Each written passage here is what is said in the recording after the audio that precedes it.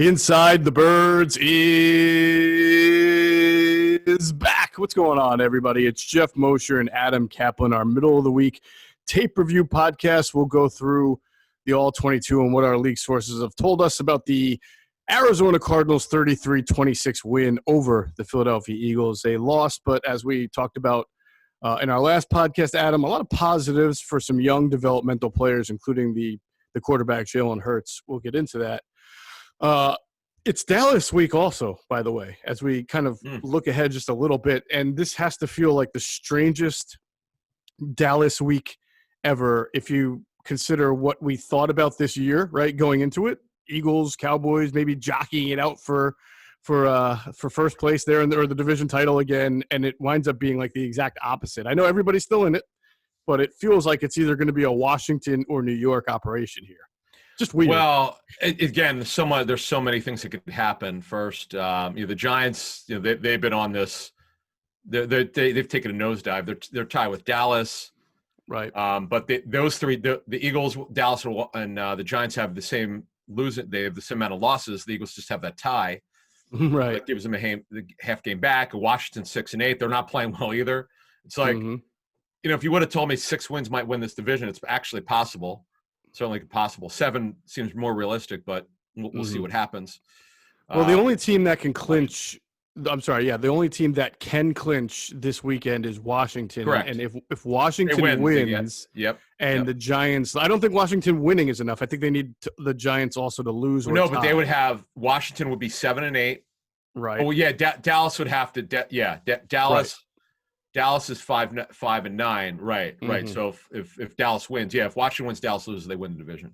There you go. So, but very interestingly, the team that's in the driver's seat right now has a major controversy because their starting quarterback has been hurt, and their backup quarterback just got caught in the strip club without masks on. And God, what a mess that Wayne is. Haskins is so immature. This is, it's a shame.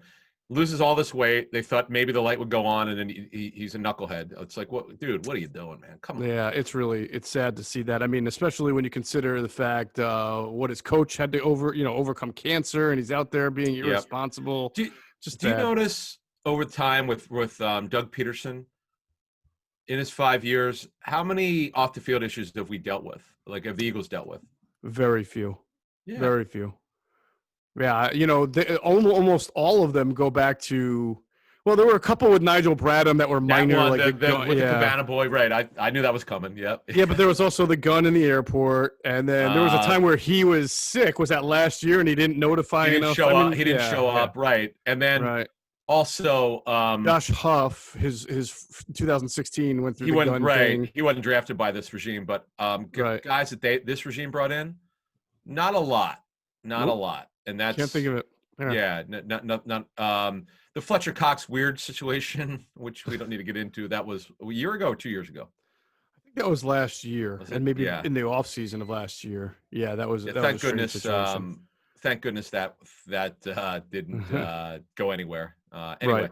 But no, you make a great point. For the most part, the culture of the players brought into the Eagles over the last 4 or 5 years has been very good, very good.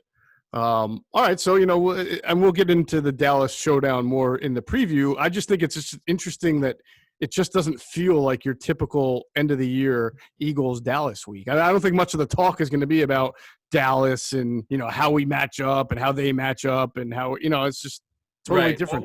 We'll go over more of the playoff scenarios, the tiebreakers, all this nonsense. It's so ridiculous that this division. Oh yeah, you need like 11 things to happen. Although I gotta say, man, what's that? the last time the Eagles had a season in which they had a tie, which was 2008, they needed all these miraculous things to happen, and lo and behold, they happened. I'll never forget it. Well, before we get started here, we're in the press box in 2008, and Tampa was involved? Didn't Tampa have to lose? Tampa had to lose to Oakland, I want to believe. Yes, I want to say, and the Bears were also involved. There were 2 games. Yeah. I just know the Tampa one because the Raiders had to be super bad in that, like super bad. Like I'm talking really bad because no one thought the Raiders could win that game, right? And they did, and people were like, "This didn't this like you just outlined it. There's no way this is going to happen." Right. In fact, as you know what. You said was it 08? You said 2008. So okay. if I'm not mistaken, Adam, not only did the Raiders win that game, I think you're right, against Tampa, there was an interception by a Raiders defensive back whose name escapes me in that game that sealed the win for Oakland. And the kid happened to be, if I'm correct, he happened to be from Williamstown, New Jersey, which is down here, close to me in South Jersey. So he was a South Jersey kid. And I think he came to camp with the Eagles the following year. Crazy enough, but I'm looking it up as you speak. Okay, here it is. Okay, you said Raiders, Buccaneers, right? Yep. Okay, you're gonna love this one. Okay, some really interesting names here. Derek Burgess, former Eagle, their D line. Michael Huff, former first round pick, was a safety, right? They moved to linebacker. Kirk Morrison, who I know Kirk, he works with us at Sirius. Stanford route. And one of my favorite all-time names, Hiram Eugene. You'd have to be a Raider fan to really know that, but Nnamdi was not active. He must have been hurt that game for the Raiders. But the guy who had the pick, okay, if you get this one, man. If you get this one, I'm looking it up as we speak. I thought his last name was like Baker, but you got it. No. How did you know that? Because again, I think he's from. Was it Rashad Baker? R. Baker. Yeah, you got it. Yeah, he had it. God, how did you remember that? Because I think the kid's from Williamstown, New Jersey, which is my neck of the woods. And I'm pretty sure Rashad Baker was. Yes, he was. He was with the Eagles the next year in their training camp. He was a safety. Yeah. Yeah. The Raiders were terrible. They were 5-11. And this is the crazy Eagle game where they absolutely embarrassed the Cowboys. Romo was horrendous in that game. Yeah. Can you name the quarterback who relieved Romo late in the game? If you get that, I'm leaving. 2008 Cowboys. Yeah. Romo comes out. I think his name came up on our show once in the last 6 months. You brought his name. I know the school where he played at. You did. I was like, how the hell do you remember that? Oh man, it wasn't Kyle Orton. No, initials were BB. Oh man, I could see Brooks Bollinger. Oh man, it was on the tip of my tongue. And T.O., by the way, T.O. had a big game that game, but Patrick Creighton, Marion Barber, Tashard Choice, who's now coaching college football. But right, I just Googled Rashad Baker, by the way. I was very close. He was born in Camden, and he went to Woodrow Wilson High School. There you go. I think he did live at some point in Williamstown, and either was living there when he played. He signed a one-year deal with the Eagles the following March, right? So right after, a couple months after I remember the season. Rashad Baker. Can I ask you a question? Yeah. Kyle Eckel, wasn't he a fullback? Kyle Eckel was a fullback, yeah. Why the hell did he have 8 carries in the game? I don't know. I'm looking at this. Is that just to rub it in? I love these trivia questions. How you remember Rashad Baker's beyond me? But anyway, I got issues, stuff, man. I got issues. No, we all do. I'm kidding. Let's get started. Yeah. So what do we got? Sure. You threw me off for a loop there. I almost don't even know what we're talking about. That's okay. Eagles Cowboys, right?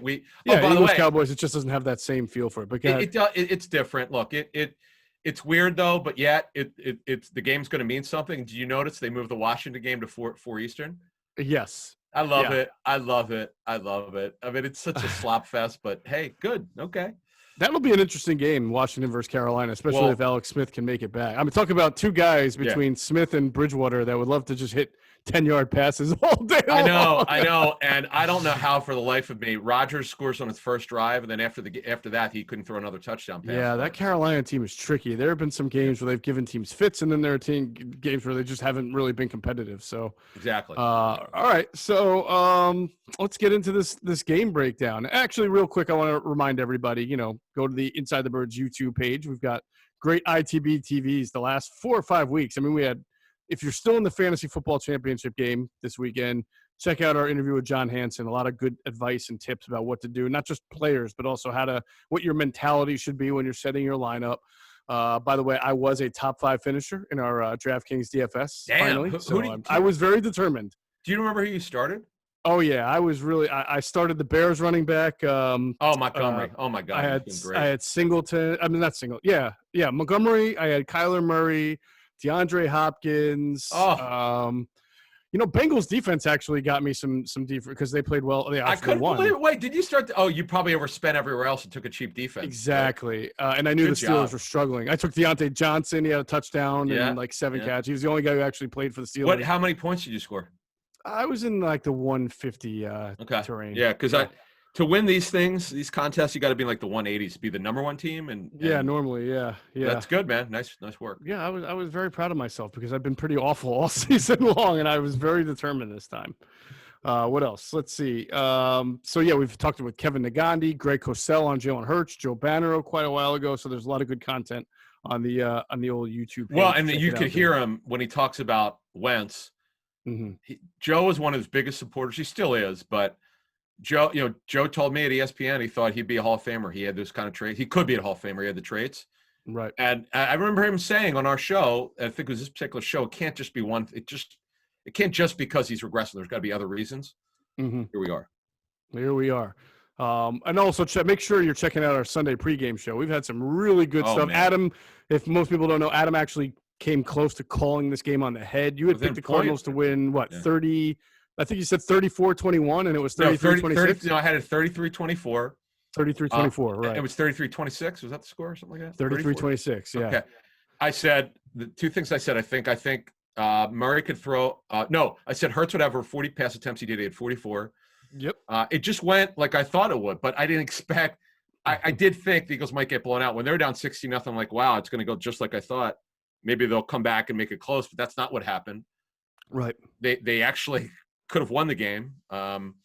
The team, as we get started here, I got to give them credit. Never say die with Doug Pederson. As much as we've criticized him, they play hard for him. They've done people want to compare how they coach Hurts to Wentz. That's the new narrative. There's so many different side stories with this situation. It's hard to keep up with them. Every theory now that's out there on talk radio, to social media, but it was an interesting game. It was actually a fun watch, and I was not going to watch the tape until some people got to me on Monday morning or Monday afternoon and said, you got to see this and that, and we're going to get into that. Yeah, definitely. I do want to mention a few things first before we break down the game. First of all, we talked about it last night on 97.5 The Fanatic from 6 to 8. We're on every Monday. Jason Kelce, Fletcher Cox, Brandon Graham are your Pro Bowl reps for the Philadelphia Eagles, and I think everybody's got to be happy for Brandon Graham to finally make it for the first time. This was an odd year, Adam. Like the guy at the top of the sack board who I forget who it is now. He has like 12, which usually you get to this point, it's 18 or 19, sometimes even 20. But it's a year that I can't think because there wasn't any one individual that had that many sacks that had helped Brandon Graham. Because even though he doesn't have 10, he has a ton of tackles for a loss, ton of hurries. He's done a great job. Yeah, he's such a leader. And I love what Jim Schwartz said. I guess there wasn't a dry eye in the room. I thought that was really interesting. I love Schwartz's press conferences. Sometimes sometimes you scratch your head with some of the stuff he says, but that most coaches you're going to find stuff to criticize him for. Right. But I find him a really interesting guy. He gives you a lot more information than he probably thinks he's giving. Mm-hmm. He tries to give, but he gives you a lot of insight, man. He's pretty good with it. All right. By the way, that was T.J. Watt who leads the NFL along with Yannick Ngakoue. That's going to bother some people. Yannick Ngakoue, they both have. Did he really? Yeah, 13. No. I don't know if he made the Pro Bowl. I'm just saying they lead the league in sacks with 13. Yannick had. Wow.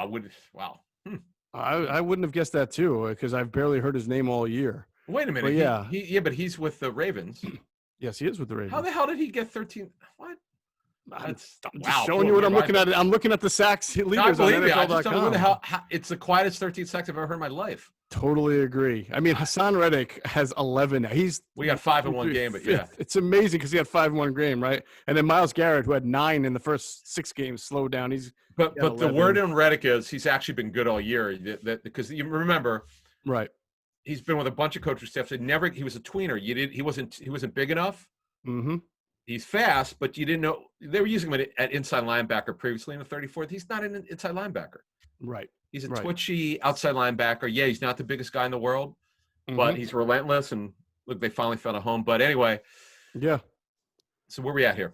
And also Yeah, no, we can get into transactions in a second, which we'll go through. First, we got to tell everybody, as we always do, to check out our friends at phlsportsnation.com. They are covering all of the Philadelphia teams like nobody else. The Eagles, the Sixers, the Flyers, the Sixers. That's right, they start Let's up. Go. The Flyers and the Phillies, and of course the Union, enhancing the fans' experience with their great content and coverage. Good podcasts as well. So check them out, phlsportsnation.com, and also look for them on Twitter at PHL Sports Nation. And let's pause real quick, Adam, for a word from another great sponsors, including our friends at Sky Motor Cars.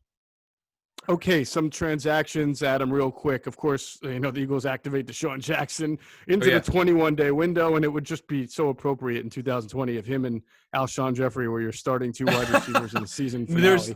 Look, okay. We're going to have more on Fulgham. He did a good job late in the last game. Certainly, his catches were impactful, but Reagor's their Z. We're going to get into how good he looked in this game. I hope folks get a chance to watch the all 22 if you can. But yeah, we did report at the time that he got hurt that the Eagles did believe that he could return by the end of the season. Here we are in week 16. Now the question is, okay, he's returned to practice. I don't know that he'll be available this week, but do you even need him to play? Do you want him to play? I don't know. You know what? I would normally say no, but I've been saying that about Alshon Jeffrey and Jason Peters. They seem to capitulate to the veterans, so it wouldn't surprise me if Desean Jackson. Right, but let me ask you this question. Alshon got after it this last game. I was kind of surprised. I know he runs herky-jerky and slow, but he finds a way to use leverage. Yeah. The game is not as close without him last week. That's fair. I mean, if you're assuming that somebody else isn't making those plays, then that's fair. Okay. Although I'm still in favor of Fulgham being over him, but that's another story for another time. Right.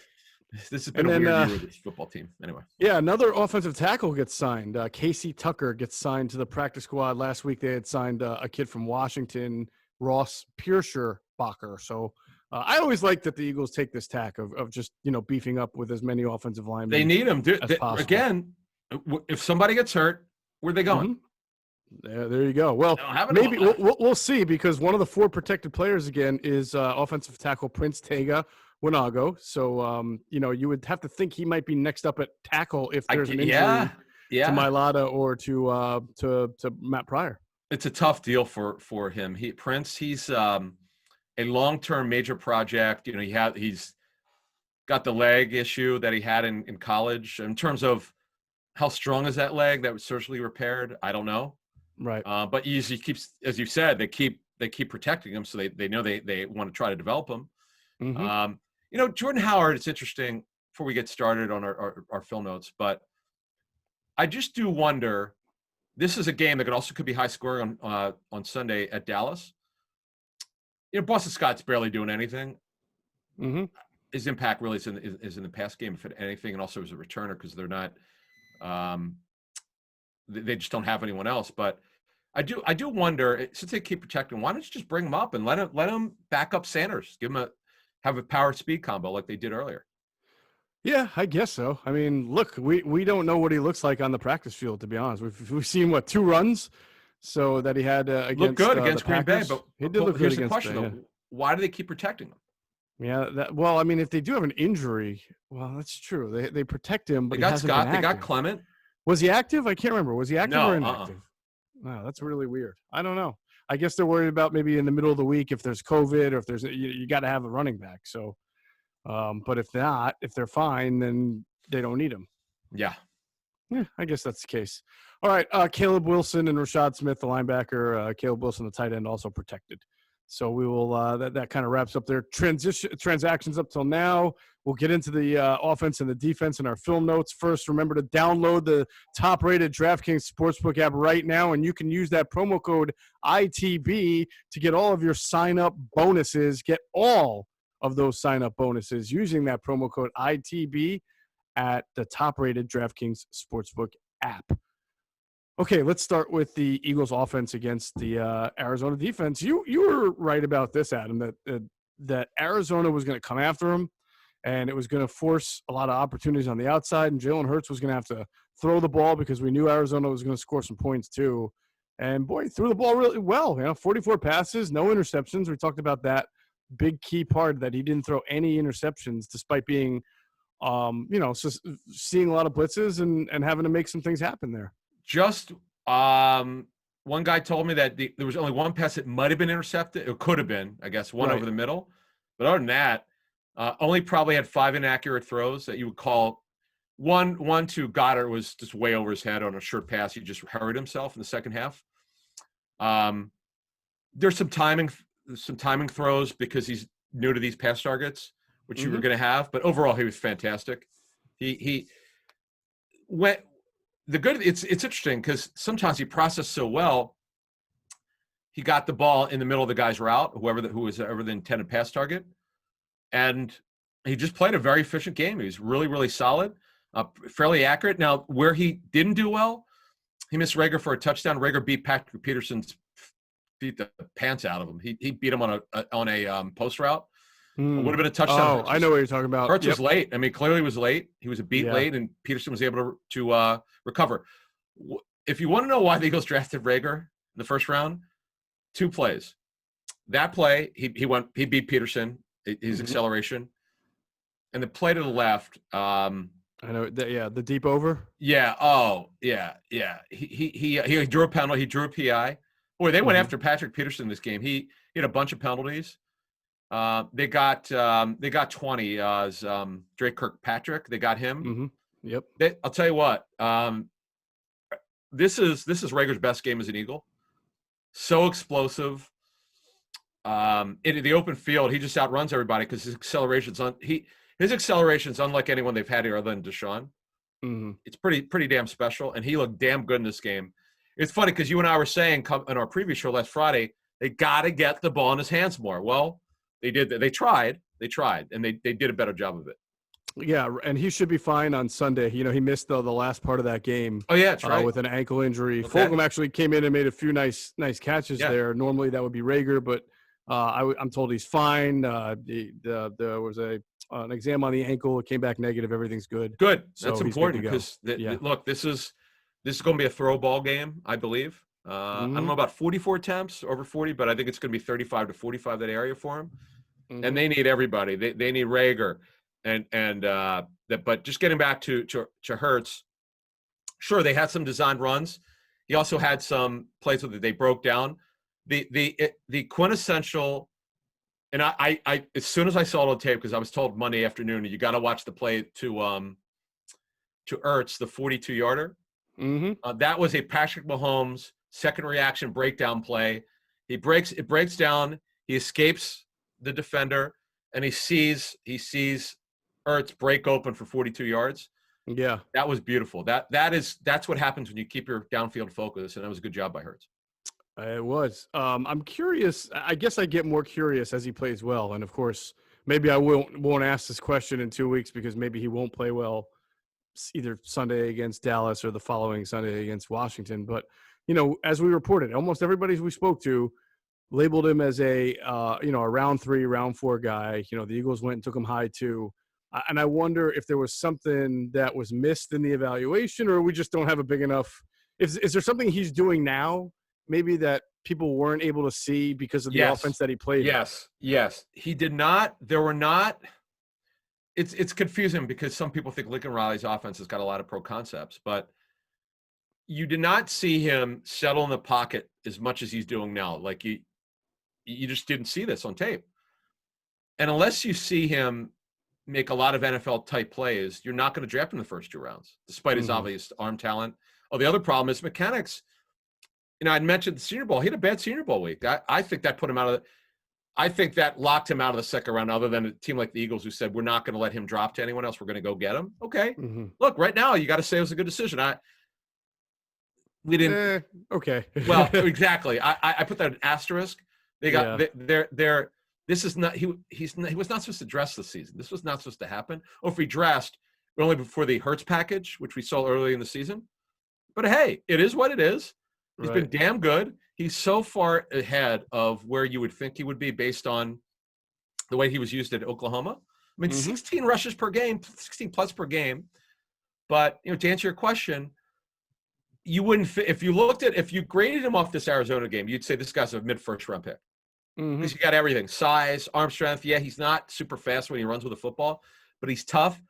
One offensive coach told me in his third-round grade that he gave with him for this draft, one of the things he loved about him is how tough he was, because he took a shitload of hits last year at Oklahoma. Oh, yeah. Yeah. He got a beating. Well, he ran a lot. He ran the ball so much. Yeah, one thing I pointed out, and when people want to say, well, Kyler Murray was this, and he was number 1 overall pick, why wasn't Hurts? And you just look at – I noticed that Jalen Hurts was asked to run the ball like 130 more times than Murray. So they clearly ran a different style of offense. It's the same offense, but they did things differently with quarterback runs and design runs with Jalen Hurts. And whether that's because they wanted to or because they felt he was more one read and go, who knows? But that's how their offense functioned with him at quarterback. All right, let me follow up what you just said. The other thing was, in terms of going through the progressions, he's done a really good job, particularly this last game. For the most part, he did a much better job because he was asked to do more. And this is what we said going into the game. We weren't really sure how he would handle high-volume passing. And what the coaches called a high-tempo passing offense, where they were getting a throwing contest because they had to. They didn't have a choice. Well, we got that answer, and he was damn good. That's a double thumbs up, okay? Mm-hmm. You know, before we move on to the rest of the offense, what could he improve on? Making sure his feet are set. There were 3 or 4 throws where his feet weren't set and the ball moved on him. But other than that, we're really nitpicking here. It was really good. He really was. I'm not a big passer rating guy because I think you could shoot holes in it, but he still had 102.3. It's pretty damn good. Yeah. This was, and you know what he did? He gave them a chance to win. They're down 16-0. Here's another thing. First 2 series, not so good. First series in particular, where he took the intentional grounding penalty for a safety. Mm-hmm. My first reaction was, this is not good. We'll see how he handles it. Well, he handled it damn well. A third series and on. Yeah. Gave him a chance to win. And kid's got a better arm in terms of arm strength than I thought. Because I saw it live. I've only seen him throw live once, and that was at the Senior Bowl. And his mechanics were off. And by the way, Nick Foles was bad at the Senior Bowl. You're in a foreign area with guys you don't know. Mm-hmm. And when Nick was in 2012, I was told he changed his footwork, and he was not comfortable. So who knows what happened with Hurts there? But he was good, man. This was such a fun watch. I'm glad. I haven't watched a lot of tape this year, and I was not going to watch it unless people told me the stuff was good. It was so great to watch. And wait till we get into number 68.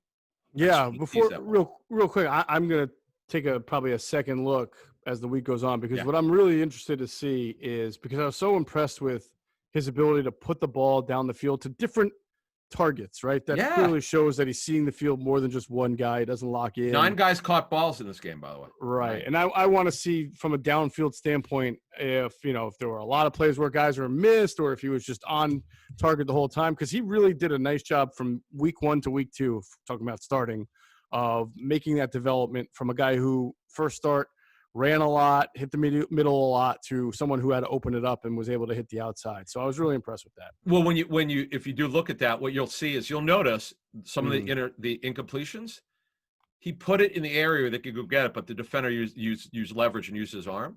Right. But that's okay. You know what? This is what Wentz was not doing when he struggled. Mm-hmm. He wasn't putting it on him. Give your guys a chance to make a play, and that was an issue for Carson. And now when you look at Hurts, he was an aggressive thrower. He did it. I mean, again, I don't know. There was nothing egregious. There was nothing. There's nothing you could say, okay, this is a problem. Not through his first 2 games. Everyone I talked to, even some of my harshest critics on quarterbacks, they couldn't find anything to really ding him about. No, it's just the fumbling. I mean, he's got to hold on to the ball. Yeah, well, there were 3 fumbles. Right. I'm talking about that's. You're right, but I'm talking. Right, but as a quarterback, you're right. Look in the field. Nothing really, man. I don't care that he runs the ball. He's run the ball 20. Remove the 3 kneel downs. I'm okay with 26 quarterback runs in 2 games, and a lot of them, over half of them, by the way, were by design. Good. Mm-hmm. You know what? He looks like a running back because he's big. He's really super downhill as a runner, which you like because he runs with good vision. All right. Right. Speaking of big, Mount Mailata. Oh, you want to go at it again? Dude. Maybe I should call him Chef Mailata, because he was putting people on the ground serving up pancakes, my friend. Well, what he did was, and folks, if you get the NFL.com package, I was told to watch this, so I did, because sometimes I don't want people to tell me, so I get surprised, but I probably wouldn't watch unless someone told me. So I watched it. He picked up Marcus Golden 4 to 6 times and threw him. See, this was the knock on him. That's great. Mailata 6'8", 365-ish. didn't understand his own strength, and they got all. I've heard they've got on him about this. Good. Like, dude, you got to be more physical. You got to be. You'd pointed out in that Pittsburgh game who was the guy that he decked with the shoulder. Who did he? The safety, Chuck Carr. Oh no, I'm sorry. With the Baltimore game. Yes, it was Chuck, the safety. Right, I know exactly what you're talking about. Chuck Clark. Yeah. Clark. Chuck Clark. Right. I always say Chucky Carr. Clark was Chuck the Clark. guy for the Miami Marlins. That's right. That's right.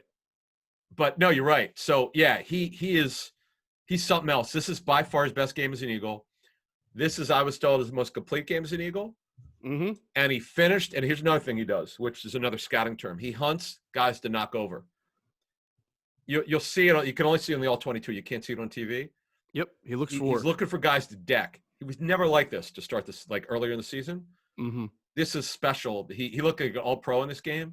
Mm-hmm. He's something else. You can see Brian Baldinger stuff on Twitter.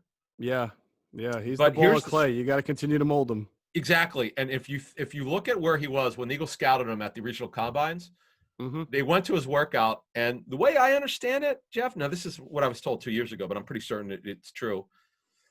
They were very concerned with Pittsburgh getting him because they were there. And I don't know how they knew this. I'm not sure, but the word was that Pittsburgh was really hot on him. And they had to trade it because when Stoutland was there, he represented the Eagles there. And Stoutland came back. He was like, okay, we need to get this guy and get what, I don't remember exactly what he told them. But Roseman smartly traded up for him because they were not listen, let me tell you something. They would have get outbid as an undrafted free agent. And I don't know that he would have gotten, I don't remember the draft order for 18, but they got him. And, thank God they didn't listen to all these people said they should cut him, to start the season. No way. He played well in the preseasons. He just kept having the back injury. As long as he's healthy, you had to give him an opportunity to grow. I was at his first ever OTA. He didn't know what he was doing, but I'm like, you can't teach what he has. He just didn't know what he was doing. And I just, I've been on this guy for 3 years. I was like, okay, this kid's got some special qualities. You got to as you just said, you got to mold him. Don't give up on him. And he's something else. And the only thing that he's got to do better, and he's aware of it, and so is everyone who's coaching him, the hand usage is still different for him. It's not rugby, so it's a little bit the muscle memory is not quite there yet. It's getting there. Right. He was just off the hook great in this game. He's got the best athleticism of any lineman they have other than Lane Johnson right now. That's how freaky she is. It's a beautiful thing when the light comes on, and I believe the light came on for him as far as you just said, understanding how to assert your will and impose your will against smaller opponents. And again, he kept putting people on the ground. I mean, he's like a wrestler with a finishing move. He's not done just reach blocking. He wants you on the ground. Yeah, he's a terrific finisher now. Now you hope over the final 2 games, we're just going to assume they're not going to get in the playoffs. But whatever happens, these reps are so important for him. But the one thing I would say is this. The one issue I have with these coaches is, and I mentioned in the last show, why does it take somebody to get hurt for you to discover how great these players are? Yep. Or talented they are. It should never take that long. That's just a pet peeve I have with the staff. And they're not the only staff I have issues with. I hear this from personnel people with other teams, how because they're not – generally, personnel people are not going to overrule coaches. They shouldn't. They should – only unless it's egregious. And I'm not saying the Eagles front office is doing this. What I'm saying is I don't think it should take an injury for you to discover how special the guy was. And Stoutland's the guy who pushed the Eagles to do it. But Stoutland knows more than we do. So. Yep. Well, I'm sure Stoutland has seen what we also see. When you're watching the offensive line, you can't help but notice the improvement of Jordan Mailata, but also the revolving door that is Matt Pryor. No matter where you put him, I thought he had some pretty bad reps at right tackle there. In fact, he did. It wasn't just the sacks he gave up. A run game, he missed. That, by the way, Sanders was fine. He had a couple runs where I think he might have went up the line. He might not have hit the correct hole, maybe one or two, but Sanders was fine. It was that Pryor hurt them. Herbig was not very good. I was told Kelsey had a very good game. Isaac was fine, solid, nothing special. Mailata was their best lineman by far. He was incredible. He's the best lineman on the field on either side. And Herbig has got to lose weight. He just doesn't move well enough. He's going to have to lose a ton of weight. over time. I had a feeling that the smaller, faster, more athletic front of the Cardinals was going to be a challenge for him. He had played well against the Baltimores and Pittsburgh, which are brawny like he is. You go brawn for brawn, and he can kind of hold his own there. But you go against these really fast, lightning quick guys. I think against the Giants, he also struggled too, because they have the Leonard Williams guys who are just good get off. He was disruptive. You're right, but he can play in this league. He's got to get his weight under control in the offseason. Because he's going to be if he could do that, he's going to be a very valuable backup for this team in the future. And remember, he was their first version of a backup center. So the fact that he can play guard and center is an opportunity for him to stick around as kind of like a Steph Wisniewski. You don't Good want point. him to start. You want him to be your backup, but Yep. if he has to come in, you can hold your own there. Yep. Let's get to the tight end, because I asked you this, I think, last night. Maybe even in the Sunday pregame show. I don't know. No, but it would probably be the other night on the Fanatic. But it seems like there has been this subtle changing of the number one tight end. And I mean, clearly Dallas Goedert is the man. And I don't know that it's not even. I didn't look at the snaps, so maybe Goddard played more snaps than Ertz anyway. But he did, just but even not when by they're a ton. both on the field, though. They played a shitload of pardon my language. They played a crap load of 12 personnel in this game. A ton. You had a feeling they would with all the blitzing they had to see in the up front. Yep, but yep. It just feels like right now, even from a Jalen Hurts standpoint, he's looking for Goddard, maybe even first or second. He is before Hurts. Another game. Goddard and Reagor led in targets. And here's the thing about Goddard. Oh man, he cut this defensive end down. I mean, one of the best cut blocks I've seen a tight end have with this football team in years. He completely obliterated the guy. I don't even remember. I didn't write down the. It's funny. I was watching for Mailata because I was told to look at him, and I just happened to see Goddard cut the guy down. I was like, as soon as the snap went, he went and he cut the guy. It was beautiful. But because Goddard's a superior blocker for a tight end, and obviously he's a Hulk, and he's super athletic. Zach moved. By the way, Zach's moving well. The time off did him good. He's moving well. This game against Dallas should be high scoring. There's going to be a lot of offense. There should be, on paper, there should be a lot of offense. But I agree with your assessment. Clearly, Goddard's the guy at tight end right now. Yeah, interesting. I guess we'll talk about Zach Ertz more, his future in the off season. But the off season's pretty going to be upon us pretty quickly. I think this is definitely making it even more cloudy. We already talked about the contract situation, but I don't think we knew Dallas Goedert had a chance to come into his own this year. But I don't think we thought it was going to look like this, where we couldn't have predicted the injury, but even where he kind of fades away, and into the offense here. Well, I mean, you could also say Ertz had 7 targets, Goddard had 8, and Zach had the big play for 42 yards. But just the way that they're using both guys, it's clearly Goddard has got more juice for the coaches right now than Ertz does. But obviously Hurts has had more work with Goddard because Zach had missed so much time. Goddard came back first, so from his broken ankle. But nevertheless, that's where the tight ends are. And I'll tell you what, Quez Watkins, that spin move was phenomenal. That was a pretty interesting play. And look, he's getting a lot of snaps right now for a guy who's a 4th or 5th receiver.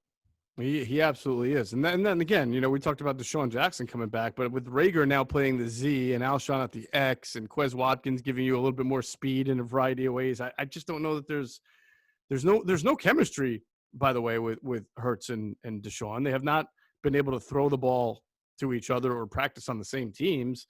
So I don't know that it's necessary or logical to get Desean on the field. I agree. We'll, I mean, the only thing you could do is get him, maybe a dozen or so snaps. I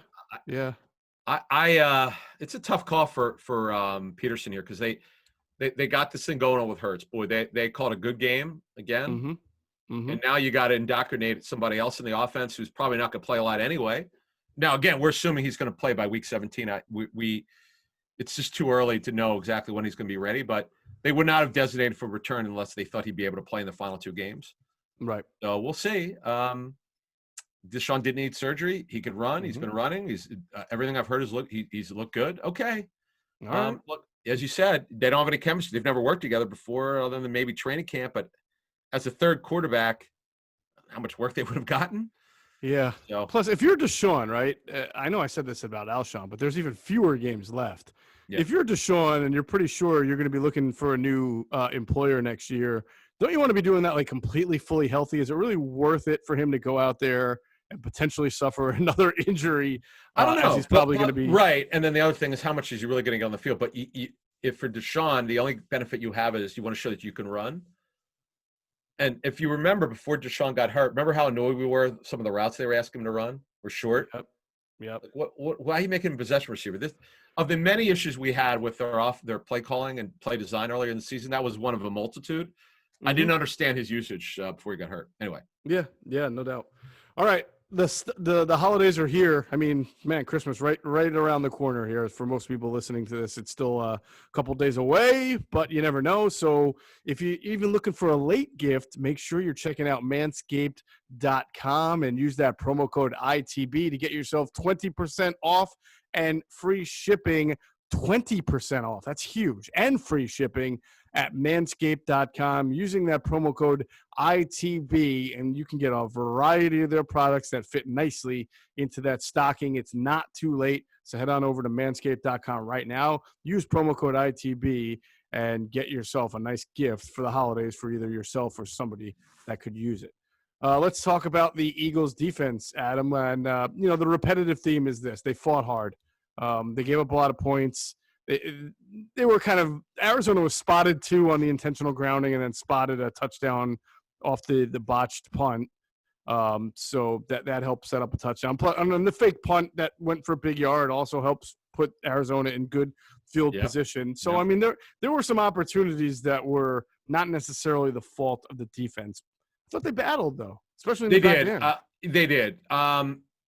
Murray was really good in this game. Yeah, now they did get some pressure, not a lot. It was a tough – yes, the Eagles' D-line is way better. I mean, the matchups were good for them against the Cardinal offensive line, but they had trouble getting consistent pressure on them. The only thing that was positive, though, when they were going up against Murray is that he didn't have any backbreaking runs. They did give their linebackers credit. They certainly weren't perfect, but they played the rules well. Whatever they were coached to do, they did it for the most part. Yep.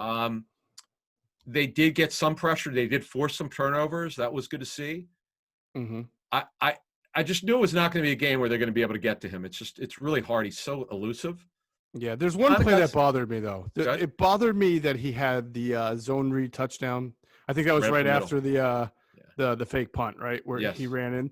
Because and Greg Cosell detailed this so well in the pregame show. Greg said they don't really design runs for Kyler Murray as much as you might think, but they do it in the red zone where they get the zone read going. So it's on tape for there to see that if Kyler's going to run, it's going to be in the red zone. And I think it was, the first or second play when they get the ball that he does a zone read, scores on the 8-yard touchdown. And it's like, my God, how many times have the Eagles been beat on that kind of a play this year? Daniel Jones twice, Lamar Jackson, and now Kyler Murray joins the crowd of quarterbacks to beat him on that play. And I don't know. I just feel like that one's not because there was backups on the field. That one's scheme, and they should have done a better job of seeing that coming.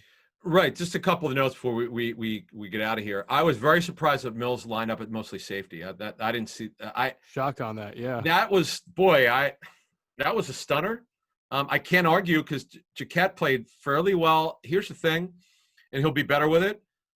Yes, he gave us some plays. You notice they did not beat them over the top. They beat them in 50-50 balls. The one over the middle by Hopkins beating double coverage. What are you going to do? Oh, my God. That was amazing. Just knock it down. But, I mean, they're there. Knock it down. The guy is unreal. But Jaquette, remember, this guy's a former college receiver. He's relatively new to the cornerback position. They sign him off of traits. He's got length. He could run. He's competitive. They definitely have something in him. He needs to continue to play, which I'm sure he will. He's got to, even when Max gets back, he's still got to play. And we'll see. Slay was fairly close to playing, so you got to think he's gonna be able to play this week. But this is a good find for them. Epps played every snap. He's got some ability. They're learning a lot more about him. That was good. And Singleton, I don't know what else to say. The kid's a player. No linebacker's perfect. He's way better in coverage than he was earlier this season. He's not making the mental errors that he was making. That's right. Guy's a good football player. This is a hell of a find for them. And I give Ken Fladel credit, at least in terms of this. The guy's doing what he wants him to do. That means he's being coached well. Yeah, I guess. I mean, you also take credit away for the same thing you said about Mailata is that, how many weeks were you going to watch Nate Gary not get the job done before you tried to make a 100%. change? And it bothers the bleep out of me that it was even a question whether Singleton would make the team. I'm pretty certain you and I had heard that wasn't a lock, right? It was not a lock. I was told that it was not a lock because you remember there was a question about whether you keep 5 or 6. They already had their starting 3 in TJ Edwards, Nate Gary, and Duke Riley. They drafted 2 linebackers, Davion Taylor and Sean Bradley. It's natural to want the draft picks to get in there and play. It looks good. And so it was looking like it might just be those 5 going forward, but they wound up keeping Alex Singleton. Thank goodness they did. He's their best linebacker, period, end of story. Yeah, it's probably not even really – well, TJ's very good against the run. He's an improving player. But this kid's an every down player. I can't just believe wish they had. I hope they don't. I'm sorry, I didn't mean to interrupt. I hope they don't go into the off season and think we're really solid with TJ and Alex now, and we've got Davion Taylor who will come into his own next year as a second year guy. Here's the problem. You can't ignore this position. Other than the draft, though, in terms of ignoring it, you can't spend any money. They're not going to have any money to spend. Oh, well, that I know. Trust me, I wasn't expecting that. I wouldn't mind the approach of signing a veteran on a 1-year deal like they did with Jatavis Brown is not a bad idea. Yeah. Right? You can do that. If there's go by your board, as I always say, if you're in the second round and there's a really, really good linebacker there in the second round, you can take him. It's okay. All right. Good luck. However, if you pass on a safety, I'm going to scream about it. No. Yeah, right. I think they probably would at this point. I don't know. We'll in our off-season shows, we'll outline everything. But this is one of the they gave great effort. They were severely undermanned. The game should not have been as close as it was, but I give the Eagles and give Jim Schwartz credit and his assistants. They did a good job. Severely underhanded, as you said, and it's a great point. It's really important to understand this. The offense, because of the turnovers early, gave their defense very bad field position. And when I say the turnover, the special teams the special teams gas, but the big one was the safety, and that's why the Cardinals got up 16-0 after the first. And I'm like, well, this is bad. I did not think they'd come back and score 20 points in the second quarter. I was with a kid, Hurts. He settled down. And boy, he got on a roll. I was like, wow, this is really interesting. He did a great job. Yeah. So on the corner issue that we were talking about, and as we look ahead a little, they're going to need outside corner help next year. Oh, so they need 2. I'm not saying they don't need 2, but Jaquette is definitely playing into the thought process. If he continues to improve. Right. At worst, he should be one of the top backup outside corners because you can't teach the size and the athleticism.